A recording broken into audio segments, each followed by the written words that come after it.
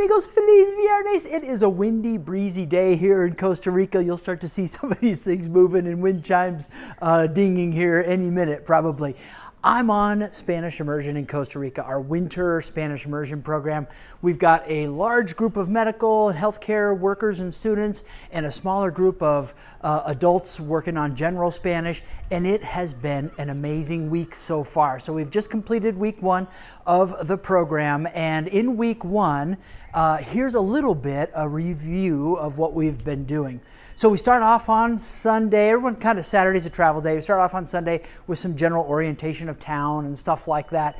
And then some of us went off to a coffee tour where we get a sense for how coffee has become a part of Costa Rican, I guess, economy and daily life and the history of coffee here in Costa Rica. Wonderful coffee tasting, amazing chocolates and things like that at the Cafe Brit coffee roasting factory. So that's what we did on Sunday, and then Monday we kind of got started with real program. So in the morning hours we've got blocked out for either fun stuff or community work, and then in the afternoon hours we've got blocked out from 1 to 5 all of our Spanish classes. And so we've got general language learners in general Spanish classes, all divided up by levels, and then we've got medical Spanish learners in medical Spanish courses, all divided up by levels in small groups.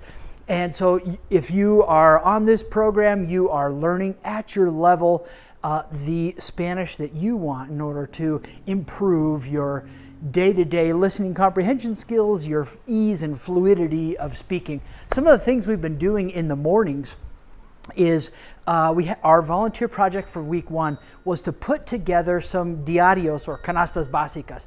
And what that is it's like a week's worth of food, basic staples for under-resourced families in some communities that we work with regularly. And so amongst all of us, I think we were able to put together like 40 or 44 of these canastas básicas or diarios for people. And so we delivered all of those earlier this week, and it was wonderful.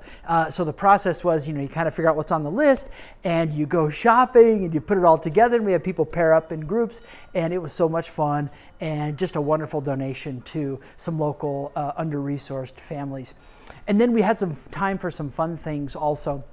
We took a trip to Poás Volcano, which is a volcano about 2 hours outside of the San Jose kind of area. And on a clear day, which we got super lucky, you can look down and see the crater, the volcanic crater. It's just a really beautiful place. And there's trails to hike on and stuff like that. It's like a cloud forest up there, but when it clears, it's an amazing view. So we got lucky. That was a lot of fun.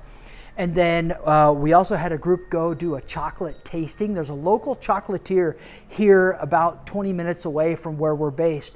And they're like one of the originals in saying, you know what, we don't want to just export raw materials, raw cacao from Costa Rica. We want to produce amazing chocolate in Costa Rica from basically bean to bar kind of process. And so we had a group go do that. It's just wonderful, delicious chocolate, a beautiful setting, a really nice lunch. And so that was a lot of fun. And while some people were doing that, we had another group at the Mercado Central in San Jose, which is a large sort of block square, so it's pretty big, under a roof, all sorts of little tiendas inside. And we did sort of a play on scavenger hunts in there. And so you go around looking what all's available, what's it cost, what's the unit that it's sold in. And it's just kind of a fun experience, public bus into San Jose and back. So that's what we did in week one. And then our first weekend we went to La Fortuna, which is known for Volcán Arenal. It's not an active volcano. Years ago it was. I think 2010 was the last time it was like really active.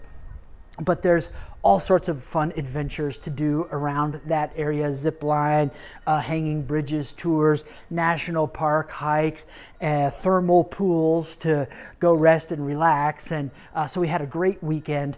This coming week, we've got our first bit of real work coming up. In addition to the classes, which is a ton of work, and staying with host families, which is like one of those things that you push through in the evening to say, you know what, I really want to do this because I want to be speaking Spanish 24/7. And so in addition to that, we have some volunteer projects that we're doing with the same community that we did the canastas básicas for. And our topics this week for the medical group are all about diabetes and hypertension. It's a 2-week series, so we'll touch on things like why it's important to stick to your, first of all, what they are, why it's important to stick to your treatment plan, diet and physical activity considerations, and then additional health benefits of moderating your physical activity and diet. Of course, all that in addition to why it's important to keep taking and stick to your medication regimen. The general language learners are working with kids on all sorts of arts and crafts projects and interactive educational type projects. And so that's what we are working on, and I'll be able to share with you next week. Hey, if you're interested in a Spanish immersion program, whether that's a medical Spanish immersion program or a general Spanish, family Spanish, immersion program for your teenager, we would love the opportunity to work with you or your family member, your friends, etc. So go ahead and click on the links below to learn more about when we take these trips and what kinds of trips are available. And we hope to see you one day and be able to work with you face to face in Latin America. Ciao, amigos.